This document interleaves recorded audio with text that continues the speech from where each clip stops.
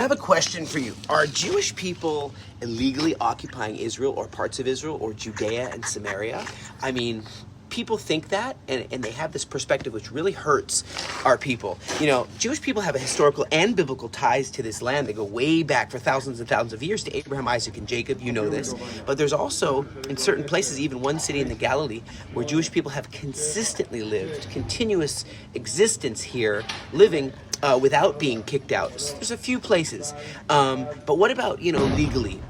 Well, international law. Wasn't there the San Remo Conference in 1920 where the Allied powers, including Japan, all recognized Jewish people's right to reconstitute their national home here in this area, the Levant, what was called Palestine by the Romans after they were angry with us? League of Nations, 1922, right? They had the mandate which says that the League of Nations will do everything to facilitate the establishment of the national Jewish homeland, Israel, right here.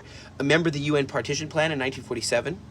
People aren't talking about this enough. UN proposed a two-state solution. That's the UN. And they said, who accepts it? The Arabs said no, the Jews said yes. So this is law, international law. Then in a war that was waged on us, called the War of Independence, 1948, all these nations surrounded us, tried to defeat us, and we managed to survive. And that right there is like a proof, like a miracle. Another one happened in 1967, where all these nations were trying to attack us. Same thing in 1973, Yom Kippur, Day of Atonement War. So now international law supports Jewish people to be here. You have all these, not just the San Remo, not just the League of Nations, not just the UN, but you have so many instances.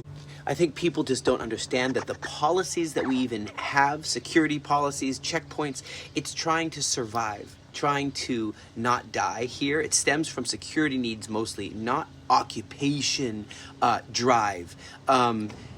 Peace efforts. Israel has done so many efforts and offered so many efforts in peace treaties, like with Egypt, like with Jordan, to coexist peacefully.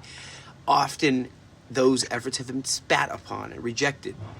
Ethical conduct. Israel strives to have high ethical standards, even in the conflicts, warning civilians, the knock on the roof, everything we can, distributing pamphlets, SMSs, just so that people, pamphlets and flyers in Arabic, if there's an area that rockets are coming from, that we have to go in and remove that rocket before it destroys and kills our children. It's the only democracy in the Middle East. Isn't that an important thing? So many different populations, types of people live here. You have mosques, you have synagogues, you have churches. It's a real cultural revival here. We used to speak Hebrew here thousands of years ago. We speak Hebrew here once again. It's an innovative society here. And to settle in our homeland in Judea and Samaria is something so... Jews are from Judea. Should be no question about that. But people throw out all these claims like ethnic cleansing.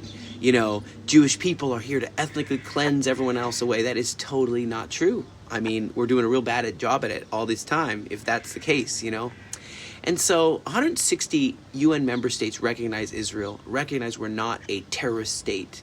We are a place that seeks to dwell in peace with all people around us and to dwell in prosperity, and like that map Netanyahu held up recently of the blessing versus the cursing. And so that's what I just wanted to remind us all, that in a world where lies are so prevalent, you just got to stand up and speak the truth, even if it's obvious. Friends, Sergeant Major here, Chaim Mailspin. I just want to say thank you from the bottom of my heart for making it possible that we won't die.